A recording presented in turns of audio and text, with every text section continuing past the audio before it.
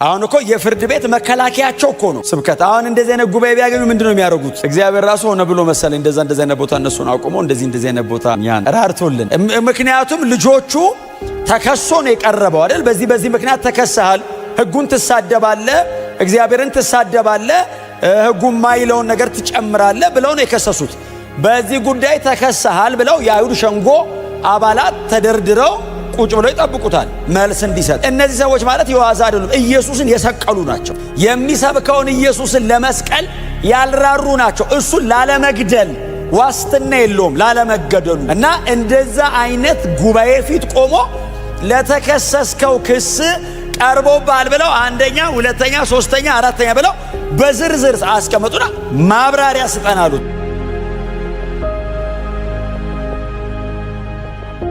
ልጁ የምዕራፍ 7ቱ ስብከት ለምዕራፍ 6ቱ ክስ ነው፣ የፍርድ ቤት መከላከያ። እና ምዕራፍ 7ን ሉቃስ 60 ቁጥር ሙሉ ሰብስቦ የጻፈው ሉቃስ አልነበረም። ሉቃስ አልነበረም በዛ ቦታ ላይ። እርግጠኛ ነኝ የጻፈው ጳውሎስ ሊወግር ገብቷል። ስለዚህ አሁን ጳውሎስ ኦልሬዲ ሊወግር ገብቷል። ጳውሎስ ደግሞ እንደምታውቁት የገማልያ ተማሪ ነው። ሚስ እንድታረግ አይፈቅድልህም። በጥንቃቄ ነው የሚያዳምጥ። እስጢፋኖስ ቆሞ ሲያወራ እንከን ፍለጋ ነው ቆሞ። ያለ ስተት ይወግራሉ እንኳን ስተት አግኝቶ እና ቆሞ እየጠበቀው ሙልጭ አርጎ ሰምቶታል። ከዛ 65 ኤዲ ላይ ቂሳሪያ ቁጭ ብሎ ሐዋርያ ሥራ ለመጻፍ ኮምፓይል ሲያደርግ ምዕራፍ 7ን ጳውሎስ ነው የሚነግረው። ይገርማል። ያወጣት ልጅ የቱ እስጢፋኖስ የሚሉት የተወገረው በድንጋይ የተወገረው ልጅ ምዕራፍ 7ን ስጽፍ ጴጥሮስ እንዳታስገባ እስጢፋኖስ አረ ምን አረገ ሲለው ቆሜን የሰማሁት የመከራከያ ነጥብ ሲያቀርብ ብሎ እግዚአብሔር አባታችን አብርሃምን ከካራን ጠራው ብሎ አይደል የጀመረው? እንደውም እግዚአብሔር አይደለም የክብር አባት ብሎ ነው የጠራው። አባታችንን አብርሃምን አለ። እኔም አይሁዳዊ ነኝ ፋሚሊ ነኝ አላቸው። 1440 ዓመት በ54 ቁጥር የሚሮጥ ወፍ በረር ባይብል ላይ የሚሄድ በጣም ጀግና ሰባኪ ነው በእውነት። እና መንፈስ ቅዱስ እያቀበለው እንደሚሰብክ ግልጽ። ከአብርሃም ተነሳ አይደል? ይስሐቅና ያዕቆብን ነካ አረጋቸው። አብርሃም በድንኳን ኖረ፣ እነሱም በድንኳን ኖሩ ብሎ ነካ አረጋቸው። ያው ላይኔጅ መጠበቅ ስላለበት እሱን ጠብቆ ነው ሄደው። አብርሃምን ነካ። አብርሃም ጋር ትንሽ ሰፋ ያለ ቆየ። ይስሐቅን ያዕቆብን ነካ አድርጎ አለፋቸው። በዮሴፍ አቋርጦ ግብጽ ገባ። በዮሴፍ በኩል አድርጎ ግብጽ ገባ። ግብጽ ገብቶ አልቆየም። ሙሴ ጋር መጣ። 400 ዓመቱን አንዴ ነው ያጠፈው። ሙሴ ጋር መጥቶ ሙሴ የሕጉ ተቀባይና የእስራኤል መሪ ስለነበር ሙሴ ጋር ሰፋ ያለ ሽፋንቆ። ከዛ ከሙሴ ጋር አብሮ ወጡ አለና በምድረ በዳ ያሉ እግዚአብሔር አምላክ የመገናኛ ድንኳን እንዲሰራለት ፈለገ አለና የመገናኛውን ድንኳን ይዘው ከናን ገቡ ብሎ ከኢያሱ ጋር ገቡ ብሎ ኢያሱን ነካው። ኢያሱን ነክቶት ወዲያው ዳዊት ጋር መጣና ቤት ልስራልህ አለው አለ። አንተ አትሰራልኝም ልጅ ነው የሚሰራልኝ ሰለሞን ነው ብሎ ሰለሞን ነካው። ከዛ ምን አይነት ቤት ሰሩልኛላችሁ ብሎ ኢሳይያስ ጋር መጣ። ከዛ በኋላ ልባችሁ ምናምን የታወረ ብሎ እነሱ ጋር ወጥ አውጥተው በድንጋይ ይሄንን ሲሰብክ የፊቱ ቁርበት አበራ የሚል ቃል። ይሄ ቆዳው ሲያብረቀረቅ እንግዲህ ቸርች ቢሆን ባይዘው አሁን እኔ ፊቴ ያብረቀረቀ ቢመስላችሁ ያብረቀረኩ ነው አይደል? አሁን ቢመስላችሁ ምንድነው የምትሉት? ታየኝ ውስጥ ያለውን ነገር አየሁት ነው የምትሉት አይደል? በመንፈስ የምንለው ነገር አለ። እስጢፋኖስ ፊቱ ያብረቀረቀው ሊገሉት የተሰበሰቡ ሰዎች ማለት ምን ለመካድ እየጣሩ ያሉ ሰዎች ማለት ነው። ፊዚካሊ እዚህ ላይ ሲመጣ ፊቱ ነው የሚያበራው ተባሉ። የአማልክት ልጅ ያዩ አይደል? እስኪመስላቸው ድረስ ፊቱ አበራ። ተነጋገሩ። ቁርበቱ እያበራ ነው አሉ። አዎ ለኔ ብቻ አይደለም የሚታየኝ። አዎ ሰው ግን ከባድ ነው። ፊትህም እያበራ ይወግራል። ህግ እኮ ከባድ ነው መንፈስ ካልነካ። ይሄንን ሲሰብክ ሳውል የተባለው አይደል ጎበዝ፣ ገና ጳውሎስም ገና ያንግ ነው፣ በጣም አግሬሲቭ ነው እና ይጠብቀው ነበር። ከከተማ ወደ ዳር አወጡትና በድንጋይ ሲወግሩት አስወጋሪ ሆኖ የወጋሪዎቹ ልብስ ቆሞ ይጠብቃል። እስጢፋኖስን ካስገደለ በኋላ አይደል ምዕራፍ 7 ላይ ካስገደለ በኋላ ምዕራፍ 8 ላይ አማኞች በሙሉ ሲሰደዱ አላበቃም ጳውሎስ አይደል ሳውል የሚሉትም አይደለም የሚለው ምዕራፍ 8 መጀመሪያ ላይ ሳውል የሚሉትም በአንዳንድ መንደሮች እየዞረ ለማሳሰርና ለማስገደል ፈቃድ ተቀብሎ ይሮጥ ነበር። ትላንትና አጠገቡ ያለው ወንድሙ የተገደለበትን ወንጌል ነው ይዞ ፊልጶስ ሰማርያ ይገባ። ትላንትና ይህንን ልጅ ጓደኛውን አስገድሎበታል። ያስገድላል ማለት አሁን ሲሰብከው ይቀበሉኛል፣ ይሰሙኛል፣ ያዳምጡኛል ብሎ አይደለም። ትላንትና አጠገቡ ያለ አብሮት የሚያገለግለው ወንድም በድንጋይ ተወግሮ ተገሏል። ዛሬ ወደ ሰማርያ ከተማ ሲገባ ፊልጶስ የሰማርያ ከተማ በጣዖታት የተጠቀጠቀች ከተማ ናት። የአሕዛቦች መናኸሪያ ናት። ከአይሁድና አሕዛብ ተጋብቶ የተወለደች ስለሆነች ሊያስገድለው የሚችል መልእክት ይዞ ገዳዮቹ መካከል ቆመ። ወደ ሰማርያ ከተማ ወረደ። ቴዎፍሎስ ግን እያነበበ ነው። ወይ ምናልባት እንግዲህ ትልቅ ሰው ስለሆነ ክቡር ሆይ ሂዝ ኤክሰለንስ የሚል ከፊት ስላለው ባለስልጣንም ሊሆን ስለሚችል አጠገቡ የሚያነብለት ሰው ሊኖር ይችላል። እና ምዕራፍ 7 እየተነበበለት በእስጢፋኖስ ስብከት በፊቱ ማብረቅረቅ በጣም ተደንቆ እሺ እያለ ወገሩት ተብሏል። አስወጋሪው ሳውል ነው የሚል እያነበበ ነው። ቀጥሎ ምዕራፍ 8 ይሄ ሳውል የሚሉ ሰውዬ አላቆመም፣ እያሳደዳቸው ነው። ደቀ መዛሙር ተበትኖም አልበቃውም፣ እንደገና ለማስገደል እየሄደ ነው። ይሄ ሳውል የሚሉ ሰውዬ ታሌላ ገና ምዕራፍ 9 ጋር አልደረሰም። ዳነ የሚለውን አላነበበም። ባለስልጣን ነው። ብናስይዘው ጦር ወንጌል ቢሄድ እያነበበ ፊልጶስ ሰማርያ ከተማ ወረደ ሲል እሺ ቀጥል። ከዛስ ወርዶ ምን አረገ? ትላንትና በወንጌል ምክንያት ተገሏላ ሰው ተወው ይሄን ወንጌል። ሰማርያ ከተማ ገብቶ ነገደ። ሰማርያ ከተማ ገብቶ ሌላ ርዕስ ያዘ። ሰማርያ ከተማ ገብቶ ኑሮን ቀጠለ። ክርስቶስ ሰበከ። he was preached Christ alone። ወደ ሰማርያ ከተማ ወረደ። ክርስቶስ ሰማርያ ከዚህ በፊት ትንሽ ተነካክታለች አይደል? ወደ ውስጥ ባይገባባትም ዮሐንስ ወንጌል ምዕራፍ 4 ላይ ጌታችን ነክቷታል። ሲካር ድረስ ገብቷል። ሲካር ሴኬም the oldest city ነው። በእነ አብርሃም ዘመን ሴኬም የሚባለው ማለት አሁን ሲካር ብለውት ነው። ምክንያቱም ውሃ መቅጃው ራሱ አብርሃም ለይስሐቅ ለልጁ ለያዕቆብ የሰጠው፣ ያዕቆብ ደግሞ ለልጁ ለዮሴፍ ያወረሰው። እንግዲህ በእነ ያዕቆብ ዘመን የነበረ ምንጭ ነው አይደል? ጌታ ኢየሱስ ሲገባ ያቺን ሴት ያገኘበት ቦታ ውስጥ ድረስ አልገባም። ኢየሱስ ለመቀደስ ስለሆነ ዳር ድረስ መጥቷል። ያው ኢየሱስ ጫፉን ከረገጠው ይቀደሳል እና ውስጥ ድረስ ለመግባት ጊዜ ስለሌለው ጫፍ ላይ ቆሞ ያቺን ሴት አግኝቶ፣ ያቺ ሴት ደግሞ ሰማርያ ካሉት ከተሞች መካከል የአንዷን አካባቢ ሰው ሰብስባ አምጥታለት ጌታ ኢየሱስ ክርስቶስ ወንጌል ሰብኮ ሄዷል። ፊልጶስ ዛሬም መጣ። ድፍን ሰማርያ ነው ጠቅልሎ የገባው ፊልጶስ።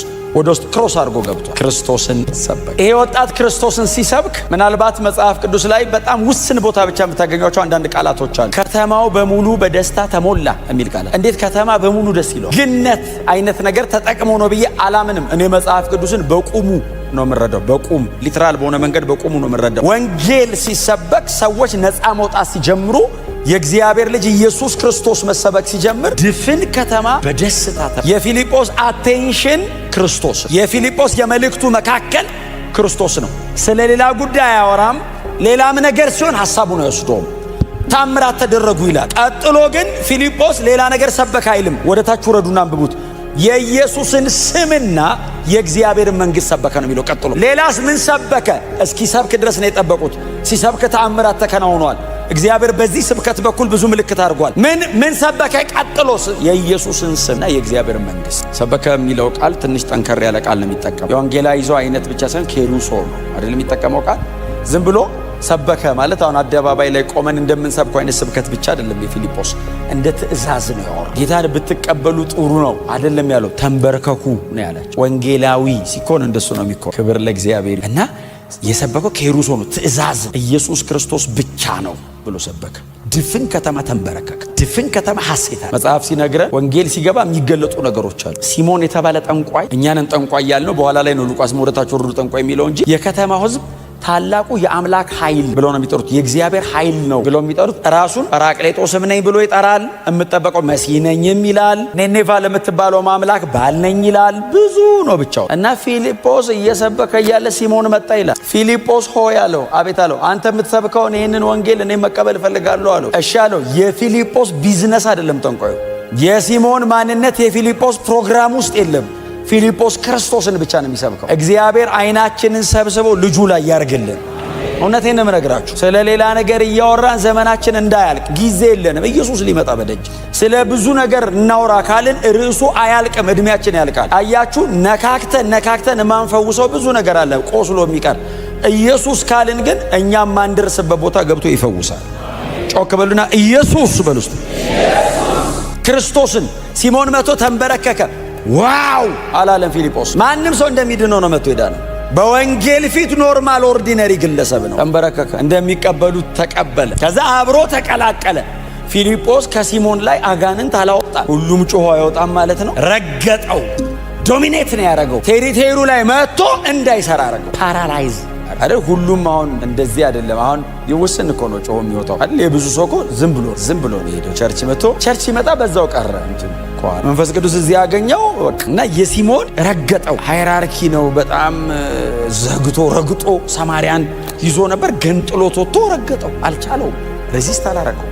ልቀበላለው ተቀበለ። አብሮ ተቀላቅሎ ሲኖር መጽሐፍ ቅዱስ ሲናገር ፊልጶስ አገልግሎቱን እየጨረሰ እያጠናቀቀ ስለነበረ የኢየሩሳሌም ቸርች ጴጥሮስና ዮሐንስን ለመንፈስ ቅዱስ ሙላት እና ያለውንም ነገር ደግሞ እንዲያስተካክሉ ላከቻቸው ቤተክርስቲያን። ሰዎቹ መጡ። ጴጥሮስ እንደምታውቁት በጣም አግሬሲቭ ነው። በጣም ድሮ ችኩል ነበር። መንፈስ ወርዶበት ማቹር ሲያደርግ ደግሞ አግሬሲቭ ነው፣ አይታገስም። መጣ ጴጥሮስ እና እጅ ጭናል። እጅ ሲጭኑ በሐዋርያት እጅ መንፈስ ቅዱስ ሲታደላየ ሳይመጣ በእውነት አስቸጋሪ እኮ ነው። ታውቃለህ፣ የቆየ ነገር ቶሎ አይለቀም። ገነፈለበት። ተመልሶ ቦታውን መያዝና እሱም ያችን ኃይል ማከፋፈል ፈለገ። መጣና ጴጥሮስ እንደዚህ ያለው ጠቀም ያለ ስጦታ ይዞለት መጥቶ እቺን የምትሰጧትን ነገር ምኗን አለ። እቺ እጅ ስጭኑ የምታድሏትን ነገር እኔም ባድ እንዴት አርጋለሁ? እኔ ብር ልስጣችሁና እናንተ እስቲ የሆነ ነገር አድርግና እስቲ እኔም ላድል ሲል ጴጥሮስ ምንድነው ይሄ እግዚአብሔር ካልመረጠ በቀር አለውና ተጠንቀቅ፣ ንስሐ ግባ። መጽሐፍ ሲናገር ሲሞንም ተንቀጠቀጠ፣ ፈርቶን በእነ ጴጥሮስ እግር ስር ወደቀና እንደዚህ እባካችሁ እግዚአብሔር እንዳይቆጣኝ ለምኑልኝ ሲል ራስ ይምርህ እንደሆነ ለምን አለው። ወደ ጸሎት ነው የገባው። መሃል ላይ ፊልጶስ ትቶት የሄደውን ሲሞን ጴጥሮስ ቆረጠው። ወደ ፊልጶስ ተመለስ አይደል? አሁን መጽሐፍ ወደ ፊልጶስ ተመለስና ፊልጶስን መንፈስ ቅዱስ መጣና ተነስ አለ። ወደ ልሂድ ሲለው ወደ ይሁዳ ምድረ በዳ ሂድ አለው። በእውነት እግዚአብሔር ሲመራ እኮ ከባድ ነው። መቼስ እኔ አሁን ፓስተር ያለን አሁን እዚህ ጋር ቆሜ ይሄን ሳወራ ከባድ ቢሆንም ግን እግዚአብሔር ሲመራው ከትልቅ ሪቫይቫል አሁን የሰማሪያ ሪቫይቫል እኮ በፊልጶስ ምክንያት እኮ ነው የመጣው። ምክንያቱ ፊልጶስ ነው፣ ጴጥሮስ አይደለም። ፊልጶስ እንደዛ እያመሰው ፊልጶስ እየተባለ መንፈስ ቅዱስ መጣና ውጣ ከማለት ይልሂድ አለው።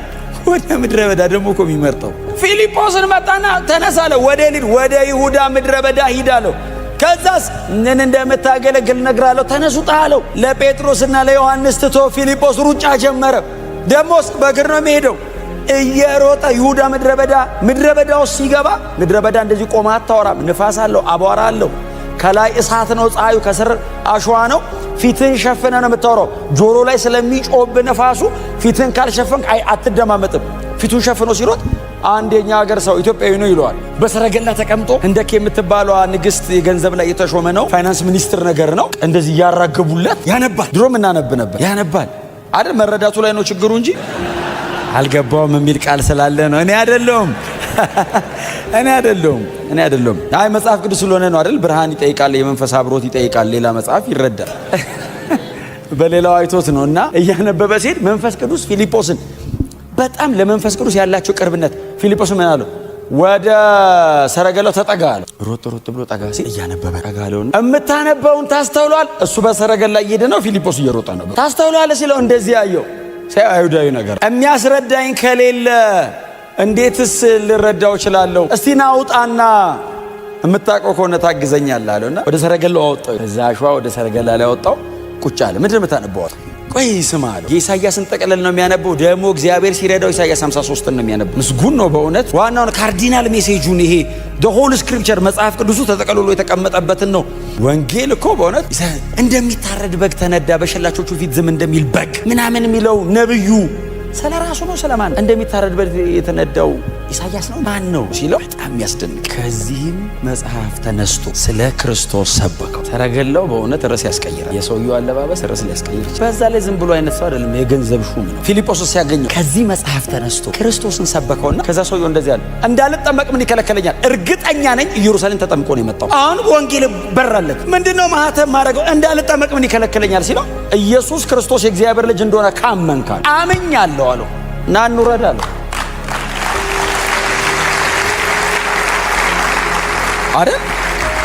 ሰረገላ ላይ ተጠመቀ። መቼስ ናውረደ አለው። አወረደ ይልና እኔ አሁን ይሁዳ ምድረ በዳ ወንዝ ራሱ ከየት እንደመጣ ወንዝ አገኙ። ናውረደ ይዞት ወረደ። ውሃ ውስጥ አጥምቆ ሲያስወጣው የጌታ መንፈስ ፊልጶስን ነጠቀው። እኛ ብንሆን መልአክ አጠመቀኝ ነው የምንለው። አሁን ካጠገብ ቢሰወር ጌታ ረድቶት ነው ፊልጶስ አጠመቀኝ ያለው እንጂ ሰው እንደሆነ አናምንም። እኛ እኮ መልአክ የሚመስልም ካየን መላእክት አገልግሎት የሚል መጽሐፍ ሁሉ እንጽፋለን። አጠመቀውና ሲወጣ የጌታ መንፈስን ፊልጶስን ነጠቀልና በጋዛ አይ ቲንክ 37 ኪሎ ሜትር ይመስለኛል ይወሰድ። ጋዛ ደረሰ አይደለም አይደለም፣ ተገኘ። ጋዛ ዱባ። በጋዛ ወርዶ ደግሞ ስብከት ክርስቶስን ብቻ። እቺ ቀን ከዚህ በኋላ ለሚኖረንም ጊዜ ሁሉ ፍሬም ነች። ከየትም መጽሐፍ እንነሳ፣ ከዚህም መጽሐፍ ተነስቶ ስለሆነ የሚለው መጽሐፍት ሁሉ ደግሞ ስለ ክርስቶስ ብቻ ስለሆነ የሚያወሩት ከምንም ተነስተን ከየትም ዞረን ማረፊያችን የተሰቀለው ክርስቶስ፣ የእግዚአብሔር የመጨረሻ ጥበብ፣ የእግዚአብሔር የመጨረሻ ክብር፣ የእግዚአብሔር የመጨረሻ ብርሃን፣ የእግዚአብሔር ቤዛነት የሆነው የተሰቀለው ክርስቶስ ጋር እናርፋለን። እኛ ግን የተሰቀለውን ክርስቶስን እንሰብከዋለን። ክብር ለኢየሱስ ብቻ ይሁንለት።